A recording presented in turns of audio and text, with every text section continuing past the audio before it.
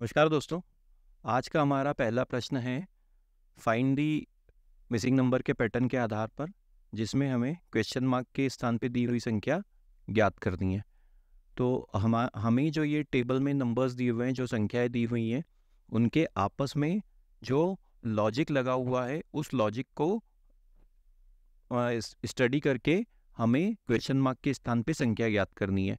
अगर हम इस टेबल को ध्यान से देखें तो हम देखते हैं कि जो कॉलम नंबर 4 में दी हुई संख्याएं हैं वो बाकी की संख्याओं की तुलना में थोड़ी बड़ी हैं या काफ़ी ज़्यादा अंतर से बड़ी हैं। जैसे यहाँ पे दिया हुआ है 45 और इधर देखें तो यहाँ दिया हुआ है 3, 11, 5। इसी प्रकार यहाँ दिया हुआ है 44, यहाँ पे दिया हुआ है 6, 4, 2। तो जब भी हम ये देखते हैं कि एक कॉलम या एक रो में संख्याएं दूसरी संख्याओं की तुलना में काफ़ी ज़्यादा बड़ी हो, तो हमें मल्टीप्लिकेशन या फिर स्क्वायर या क्यूब वाली ट्रिक से आंसर जल्दी से मिलने की संभावना होती है। तो आइए हम मल्टीप्लिकेशन या स्क्वायर या क्यूब से आंसर ढूंढने की कोशिश करते हैं। तो अगर हम यहाँ पे देखें कि यहाँ 45 है, तो हमें इन तीनों संख्याओं से 3, 11 और 5 से 45 कैसे ला सकते हैं, ये देखना होगा। तो देखें कि अगर इनका हम गुणा करें तो 3 में अगर 11 का गुणा करें तो ये होता है 33, और 33 में अगर 5 का गुणा करें तो ये फिर 165 होता है, काफ़ी ज़्यादा होता है। अगर 33 में हम 5 जोड़ भी दें तो 38 होता है, ये भी नहीं हो सकता। अब अगर हम स्क्वायर की ट्रिक लगाएं तो 3 का स्क्वायर करते हैं तो 9 आएगा, और अगर 5 का स्क्वायर करते हैं तो हमारे पास आता है 5 का स्क्वायर करने पे आता है हमारे पास 25। 25 और 9, हाँ देखिए इस तरीके से हमें आंसर मिल सकता है। पहली संख्या जो है 3, उसका स्क्वायर कर देते हैं, फिर दूसरी संख्या को हम ऐसे ही रखते हैं, और जो तीसरी संख्या है उसका भी स्क्वायर कर देते हैं, वर्ग कर देते हैं। तो देखते हैं हमारे पास क्या आता है। तो 3 का स्क्वायर करने पे 3 का वर्ग होता है 9, धन 11, धन 5 का स्क्वायर होता है 25। अगर हम इन तीनों को जोड़ दें तो हमारे पास क्या उत्तर प्राप्त होता है, 45। 9 और 11 20 और 25 45। देखते हैं दूसरी रो में भी यही लॉजिक लग रहा है क्या। तो पहली संख्या है यहाँ पे 2, तो 2 का हमने वर्ग किया। दूसरी संख्या 4, उसको इसमें ऐसे ही जोड़ दिया। और तीसरी संख्या है 6, 6 का हमने वर्ग किया। आगे बढ़ते हैं तो ये हमारे पास आता है 2 का वर्ग 4, धन 4 और 6 का वर्ग होता है 36। तो हमारे पास क्या उत्तर प्राप्त होता है, 44। तो ये लॉजिक दूसरी रो में भी फॉलो हो रहा है। तो इसमें हो क्या रहा है, पहली संख्या और दूसरी संख्या का वर्ग किया जा रहा है और उसमें तीसरी संख्या जोड़ी जा रही है, जिससे कि हमें चौथे कॉलम में संख्या प्राप्त हो रही है। तो यहाँ पे हमारा उत्तर क्या होगा, हम कैसे प्राप्त करेंगे। नीचे वाली रो में पहली संख्या दी हुई है 3, तो हम 3 का वर्ग करते हैं। दूसरी संख्या को ऐसे ही उसमें जोड़ देते हैं 7, और तीसरी संख्या है 8, 8 का हम वर्ग करते हैं। तो हमें क्या प्राप्त होता है, 3 का वर्ग होता है 9, धन 7, धन 8 का वर्ग होता है 64। अगर इन तीनों को जोड़ें तो क्या प्राप्त होता है, 9 और 7 16, 16 और 64 80। तो 80 ऑप्शन क्रमांक 3 हमारा सही उत्तर हो जाएगा। आइए बढ़ते हैं अगले प्रश्न की ओर। अगले प्रश्न में भी हमें फाइंड द मिसिंग नंबर वाले पैटर्न का सवाल है, जिसमें क्वेश्चन मार्क के स्थान पे दी हुई संख्या हमको ज्ञात करनी है। यहाँ क्वेश्चन मार्क के स्थान पे दी हुई संख्या। अब यहाँ पे हमें 3 अलग अलग टेबल दी हुई है। ये टेबल में जो नंबर्स आपस में जो लॉजिक लग रहा है, उसी लॉजिक के माध्यम से हमको क्वेश्चन मार्क के स्थान पे दी हुई संख्या ज्ञात करनी है। अब अगर हम प्रत्येक टेबल को गौर से देखें तो हम देखते हैं कि इनके जो नंबर हैं वो नंबर काफ़ी ज़्यादा अंतर वाले नहीं है। जैसे यहाँ पे 3 या 2, 5, 4, 1, 7। इसी प्रकार दूसरे वाले में देखें तो 1, 2, 7, 6, 4, 2, और इसमें भी 1, 2, 1, 3, 11, 1। तो जब भी नंबर में ज़्यादा अंतर नहीं होता है तो फिर यहाँ पे हमें क्या संभावना होती है कि जोड़ या घटाव से ही हमें हमारा उत्तर मिल सकता है। हमें मल्टीप्लिकेशन की, गुणा करने की, भाग देने की या स्क्वायर या क्यूब करने की आवश्यकता शायद नहीं पड़े। देखते हैं हमें जोड़ने से या घटाने से ही उत्तर मिल रहा है क्या। तो हम पहले वाले पहले वाला जो है उसकी सब संख्याओं को हम जोड़ देते हैं पहले वाले बॉक्स की। तो यहाँ पे दिया हुआ है 3, 2, 5, 4, 1, 7, इन सबको जोड़ते हैं तो क्या आता है 3 धन 2 धन 5 धन 4 धन 1 धन 7, इन सभी को जोड़ते हैं, क्या उत्तर प्राप्त होता है 3 और 2 5, 5 और 5 10, 10 और 4 14, 14 और 1 15, 15 और 7 22। दूसरी वाली टेबल की संख्याओं को भी लिखते हैं और जोड़ते हैं तो क्या है 1 धन 2 धन 7 धन 6 धन 4 धन 2। देखते हैं क्या रिजल्ट आता है। तो 1 और 2 3, 3 और 7 10, 10 और 6 16, 16 और 4 20 और 2 22। तो हम देखते हैं कि इस वाली टेबल की सभी संख्याओं का योग 22 है, इस वाली टेबल की भी सभी संख्याओं का योग 22 है। तो यही लॉजिक यहाँ पे भी लगेगा, इस वाली सभी टेबल की सभी संख्याओं का योग भी 22 होना चाहिए। मान लेते हैं क्वेश्चन मार्क के स्थान पे x नाम की संख्या है, तो ये क्या हो जाएगा तीसरी टेबल में 2 धन 1 धन 3 धन 11 धन 1 धन x, जो क्वेश्चन मार्क वाली संख्या है, बराबर 22। तो इनको हल करते हैं, 2 और 1 3, 3 और 3 6, 6 और 11 17, 17 और 1 18, तो ये हो जाता है 18 प्लस x बराबर यहाँ पे 22 है 22।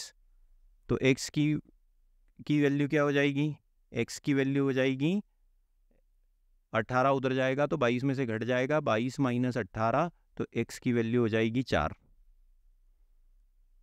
तो क्वेश्चन मार्क के स्थान पे कौन सी संख्या आएगी 4, हमारा सही उत्तर हो जाएगा ऑप्शन क्रमांक 2। आइए बढ़ते हैं अगले प्रश्न की ओर।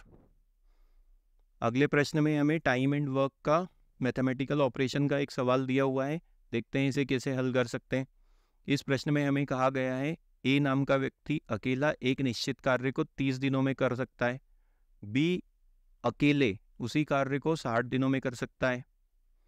यदि वे 5 दिनों तक एक साथ कार्य करें तो कार्य का शेष भाग कितना है। ठीक है, सबसे पहले हम नोट कर लेते हैं जो हमें प्रश्न में जानकारी, जो इन्फॉर्मेशन दी हुई है हम उसे नोट कर लेते हैं।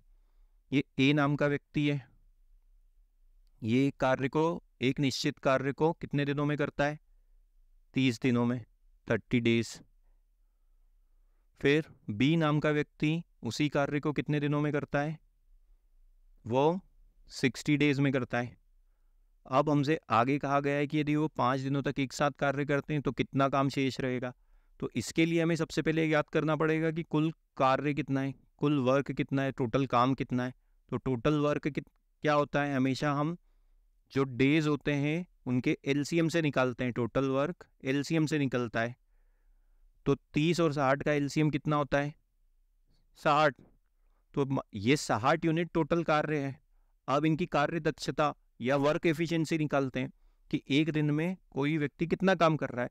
तो हम देखते हैं कि 30 को 30 दिन लग रहे हैं 60 यूनिट काम करने में, तो वो एक दिन में कितने यूनिट कार्य कर रहा है 2 यूनिट कार्य कर रहा है।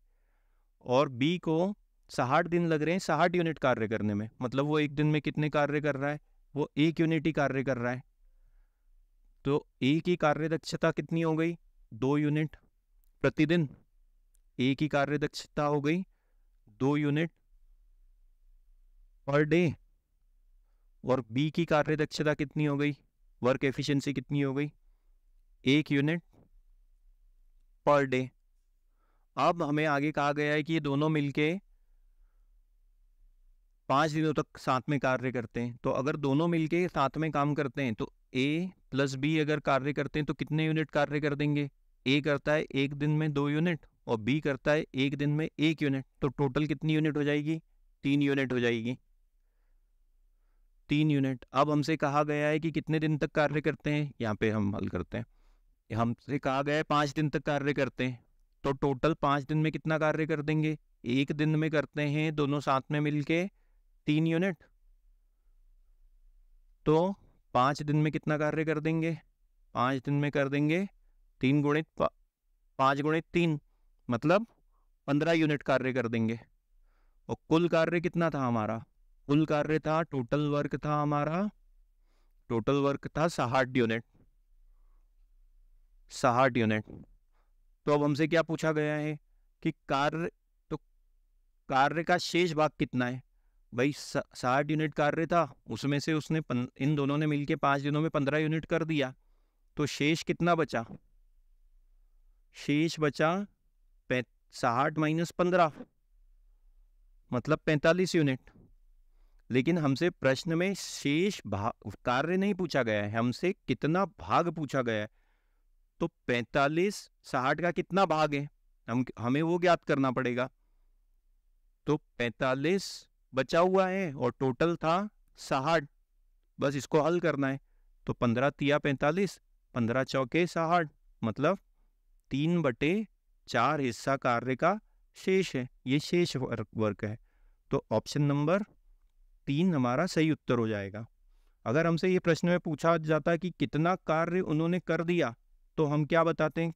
कार्य का कितना भाग उन्होंने कर दिया, यहाँ पे हम हल करते हैं। अगर कार्य का कितना भाग उन्होंने हल कर दिया, उन्होंने 15 यूनिट हल कर दिए और 60 यूनिट कुल वर्क था, तो ये कितना हो जाता? 1/4 कार्य उन्होंने कर दिया है। अगर प्रतिशत में पूछते तो ये कितना हो जाता? 25%। और ये 3/4 कितना शेष है? ये 75% शेष है।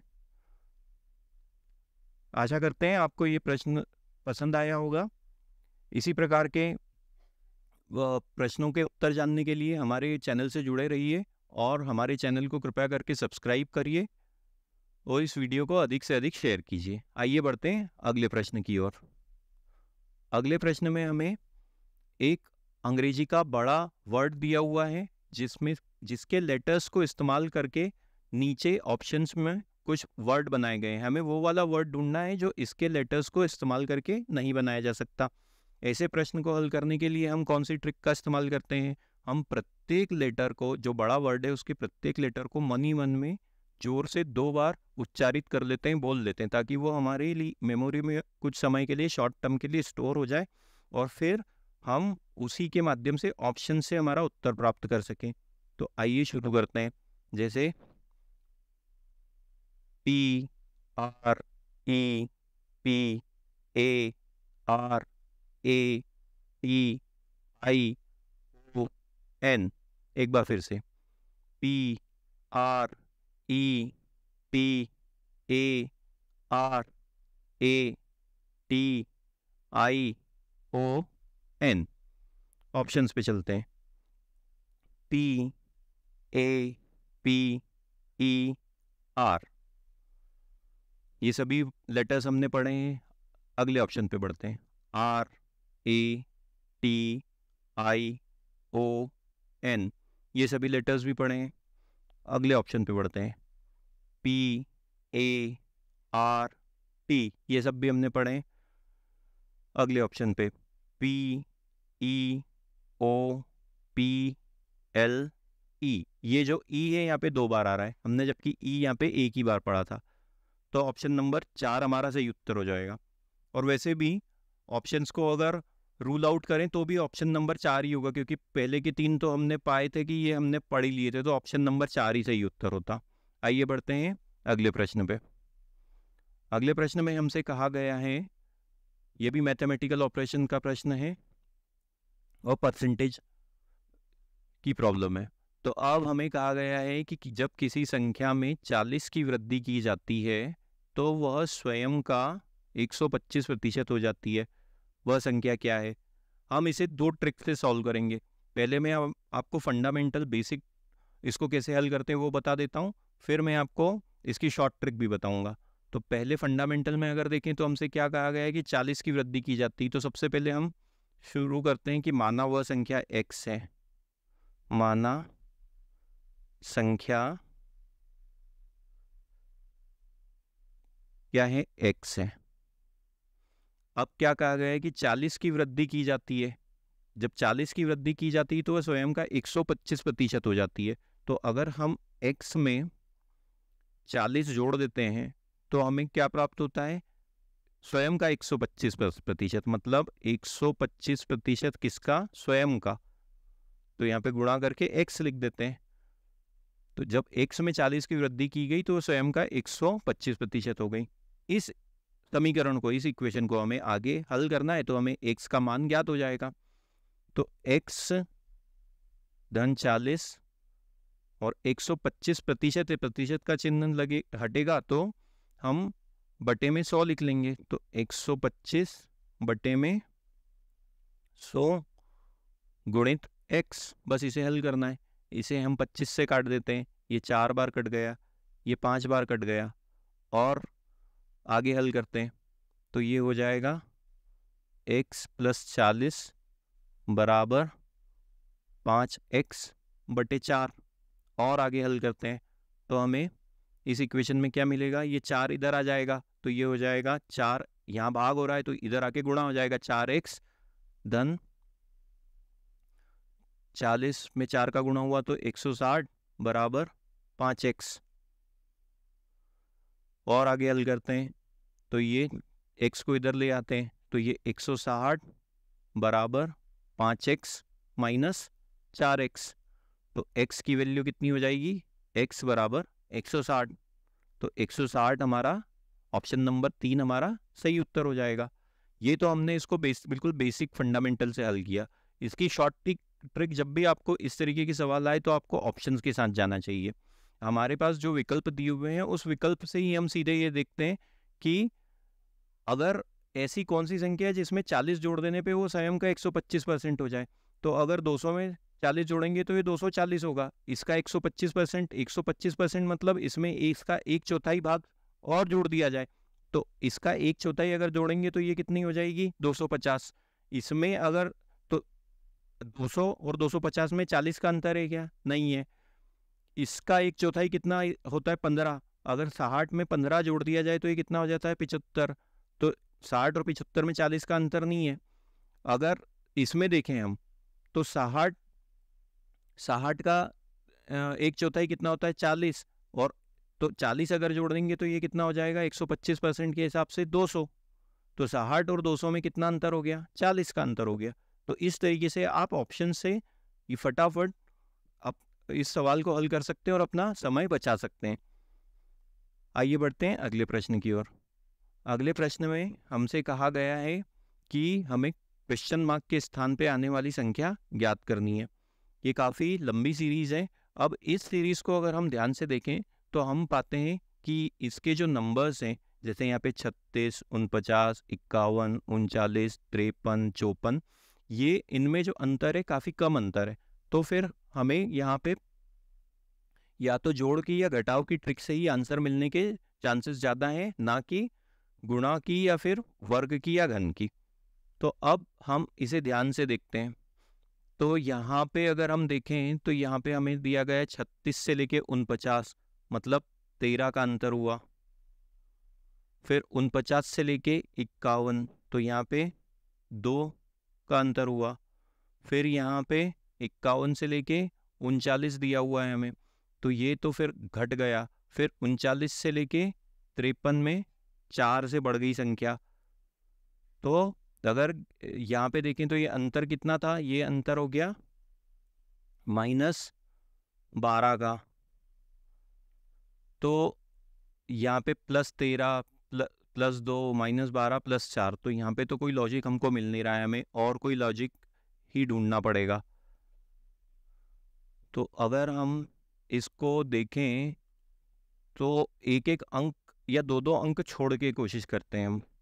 तो हमारे पास यहाँ पे दिया हुआ है 36, 36 के बाद दिया हुआ है सीधे, अगर हम इसको रिलेट करें तो ये हो जाता है 39 +3। अगर 2 अंक छोड़ के और आगे बढ़ूँ तो यहाँ पे हो जाता है 42, मतलब +3। फिर 2 अंक छोड़ के और आगे बढ़ते हैं तो हमारे पास हो जाता है +3, मतलब 45। ये एक लॉजिक तो हमें मिला है। अब देखते हैं यही वाला लॉजिक दूसरी संख्याएं भी कर रही हैं क्या पालन। तो 49 और 2 संख्याएं छोड़ दूँ तो हमें आ जाता है 49 से 53, मतलब +4। फिर है 51, 51 से 2 अंक छोड़ने पे हमें क्या मिल रहा है, 51 से 2 अंक छोड़ने पे हमें मिल रहा है 54। तो ये हो जाएगा 51, यहाँ पे दिया हुआ है हमें 49, 49 से +4 और 51 से 2 अंक छोड़ने पे हमें मिल रहा है 54, मतलब +3। फिर 39, 39 नहीं, कुछ हम गलत कर रहे हैं।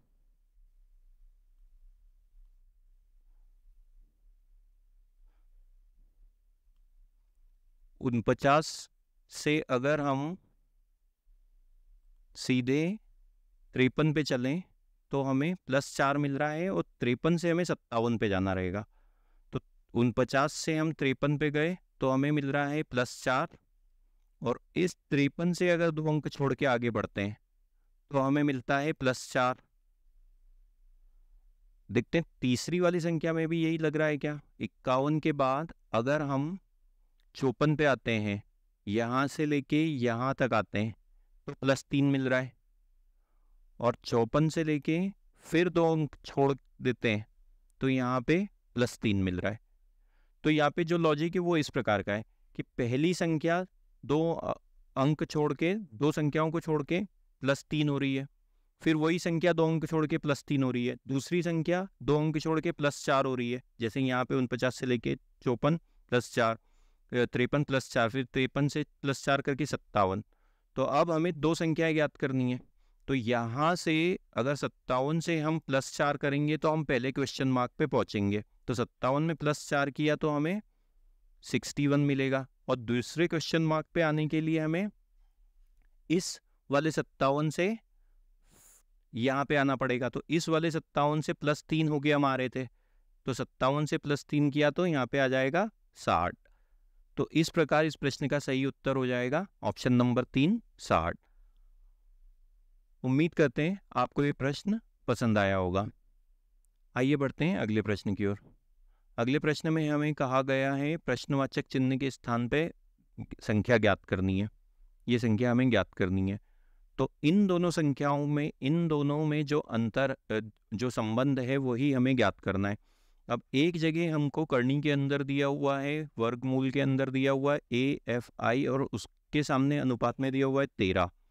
तो इसके स्थान पे, AFI के स्थान पे जो भी न्यूमेरिकल वैल्यू है उसका वर्गमूल है 13। तो हम जानते हैं कि 169 का अगर हम वर्गमूल निकालें तो 13 आता है। अब हमें ये देखना है कि AFI से हम, इसका मतलब क्या हुआ कि AFI इसका मान क्या है 169। अब ये किस लॉजिक से आया है वो हमको देखना है। अगर हम अल्फ़ाबेट की पोजीशन देखें तो A आता है पहले नंबर पे, F आता है ABCDEF, F आता है छठे नंबर पे और I आता है 9वें नंबर पे। तो यहाँ पे जो अल्फ़ाबेट दिए हुए हैं उनकी जो पोजीशन है वो यहाँ पे लिखी हुई है। AFI से A से हो गया 1, F से हो गया 6 और I से हो गया 9। तो उसी का हमने वर्गमूल निकाला तो 13 आ जाएगा। तो इसी प्रकार हमें यहाँ पे क्या दिया हुआ है, DA। तो D की कौन सी पोजीशन होती है, ABCD 4। फिर से D दिया हुआ है तो D की कौन सी पोजीशन है, 4 और A की पोजीशन होती 1। तो अगर हम 441 का वर्गमूल निकालें तो हमें प्राप्त होता है 21। तो ये जो संख्या क्वेश्चन मार्क के स्थान पे आ जाएगी वो हो जाएगी 21 और हमारा सही उत्तर हो जाएगा ऑप्शन नंबर 3, 21। आइए बढ़ते हैं अगले प्रश्न की ओर। अगले प्रश्न में हमें ऑड वन आउट का ये प्रश्न है जिसमें हमें वह विकल्प खोजना है जो अन्य सभी से भिन्न है। मतलब 3 जो युग्म या दिए हुए हैं, 3 पेयर जो दिए हुए हैं वो आपस में एक तरीके का लॉजिक फॉलो कर रहे हैं और एक जो है उनसे अलग है। अब हमें वही ढूंढना है। तो अगर हम पहले पेयर को ध्यान से देखें तो हमें यहाँ पे दिया हुआ है 60, यहाँ दिया हुआ है 12, यहाँ दिया है 60 और उसके सामने दिया हुआ है 12। तो 12 से 60 कैसे आता है, इसका मतलब ये हुआ कि या फिर 60 से 12 कैसे आएगा, 60 बटे अगर 5 भी कर दें हम तो हमें 12 मिल जाता है। मतलब पहली संख्या को 5 का भाग दिया तो 12 मिला। दूसरे में देखते हैं क्या दिया हुआ है, 130 और 150 और उसके सामने दिया हुआ है 30। इसको हम कैसे लिख सकते हैं, 150 को अगर हम 5 से भाग दें तो हमें 30 की प्राप्ति होती है। मतलब पहली संख्या में 5 का भाग दिया तो हमें 30 मिला। तीसरे वाले में आते हैं तो हमें दिया हुआ है 100 और उसके सामने दिया हुआ है 25। अगर हम यही नियम लगाएं, 5 से भाग दें, 100 को अगर हम 5 से भाग दें तो हमें प्राप्त होता है 20, लेकिन यहाँ पे दिया हुआ है 25। 100 को 5 से भाग देने पे 20 प्राप्त हो रहा है और यहाँ पे दिया हुआ है 25। मतलब ये वाली संख्या इस नियम का पालन नहीं कर रही है। चौथे ऑप्शन को और देख लेते हैं। चौथे ऑप्शन में दिया हुआ है 90, यहाँ दिया हुआ है 18। तो अगर 90 को हम 5 से भाग दें तो हमें प्राप्त होता है 18। तो जो तीसरे नंबर में ऑप्शन में जो पेयर है वो इसको फॉलो नहीं कर रहा है, जिसमें पहली संख्या में 5 से भाग देने पे दूसरी संख्या प्राप्त हो रही। इसमें अगर हम 100 को 4 से भाग दें तो 25 प्राप्त होता है। बाकी सभी में आप देखेंगे 60 को 5 से भाग दिया 12 मिला, 150 को 5 से भाग दिया तो हमें 30 मिला और 90 को 5 से भाग दिया तो 18 मिला। आइए बढ़ते हैं अगले प्रश्न की ओर। अगले प्रश्न में हमें ये दिशा से संबंधित प्रश्न है, जिसमें कहा गया है केशव दक्षिण की ओर 15 किलोमीटर चलता है, फिर वह दाएं मुड़ता है और 25 किलोमीटर चलता है, फिर वह दाएं मुड़ता है और 10 किलोमीटर चलता है। वह अपने प्रारंभिक बिंदु से किस दिशा में, डायरेक्शन हमें ज्ञात करनी है।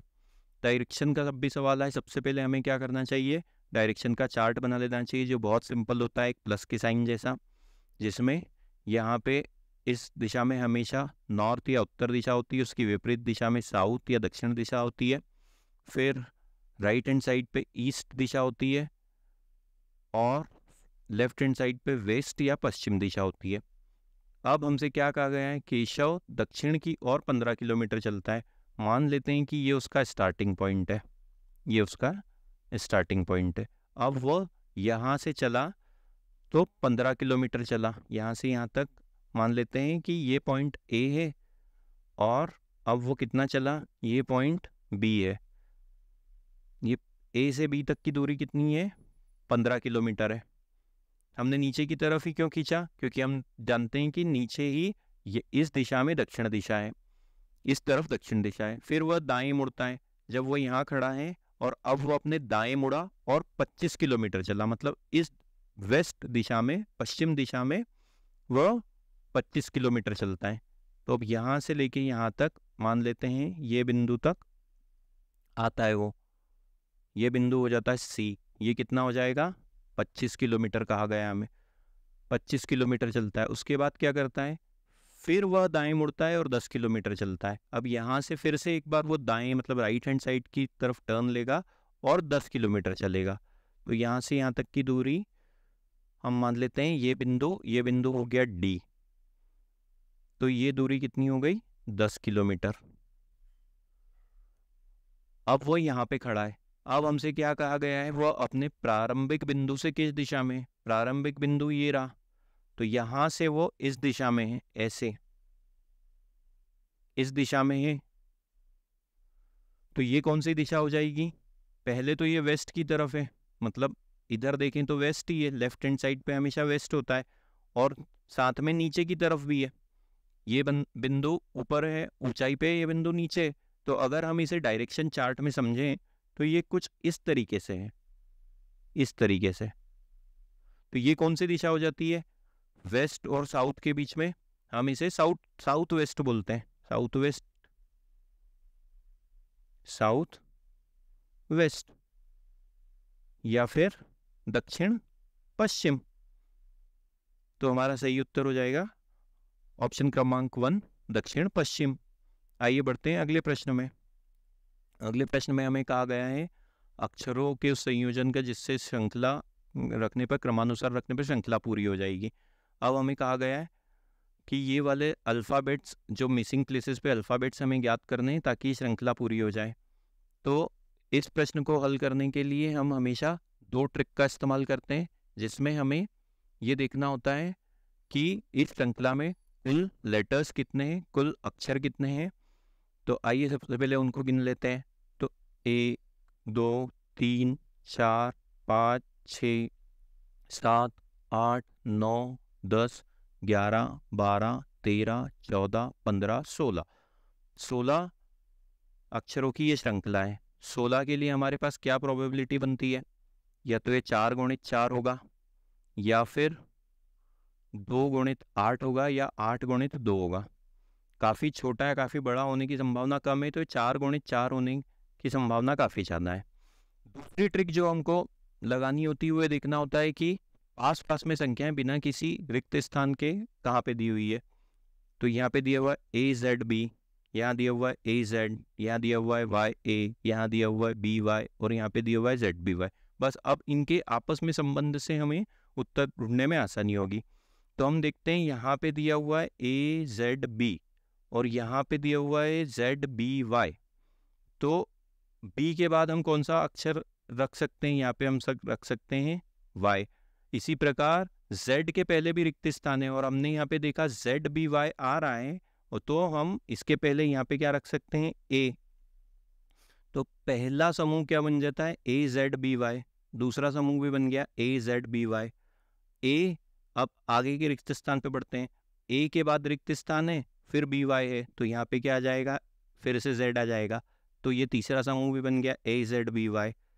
अब चौथे समूह में देखें AZ रिक्त स्थान और Y, तो यहाँ पे क्या आ जाएगा, B, AZBY।